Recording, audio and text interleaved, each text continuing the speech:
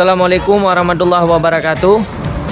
Nama saya Rizal Fahmi, mahasiswa Stikers Muhammadiyah Aluk Semawe, finalis Duta Wisata Kabupaten Birun tahun 2017.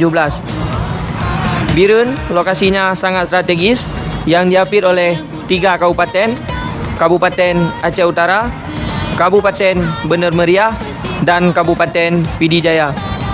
Di Birun sangat banyak lokasi wisata yang dapat dikunjungi dan sangat banyak sekali wisata kuliner yang dapat dinikmati. Salah satunya adalah keripik Birun. Nah, rakan-rakan kita kuliner, jangan lupa singgah di Birun untuk membeli keripik yang khas dari Birun. Terima kasih.